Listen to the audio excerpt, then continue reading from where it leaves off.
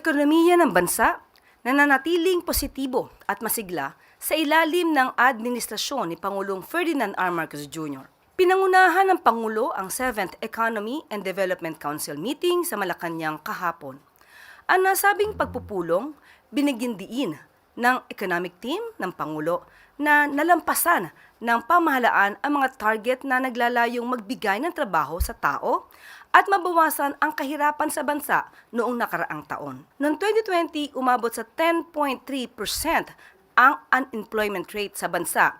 Naitala ang 4.7% noong 2025. Ibig sabihin nito ay dumarami na ang mga kababayan nating may disenteng trabaho. Ayon din sa economic team, naitala ang underemployment rate na 16.2% noong 2020. Ibig sabihin, maraming mga manggagawa ang may trabaho ngunit hindi angkop sa kanilang galing o sapat sa kanilang pangangailangan. Nitong nakaraang taon, malaki ang ibinaba nito at umabot sa 13.6%.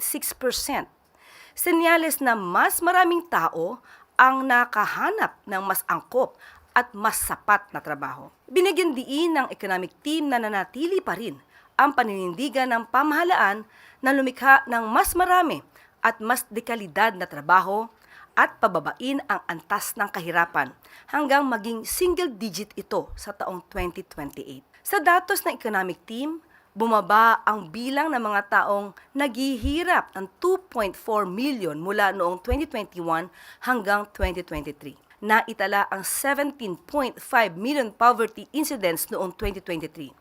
Mas maliit kung ikukumpara sa 19.9 million noong 2021. Ito ay tugma sa huling survey na nagpakita ng pagbaba ng poverty incidence rate sa bansa. Nananatili pa ring manageable ang inflation rate sa bansa. Ipinag-utos naman ng Pangulo na bigyan tugon ang flood control issue, epekto ng climate change at ilang external forces na sumusubok sa ekonomiya ng bansa.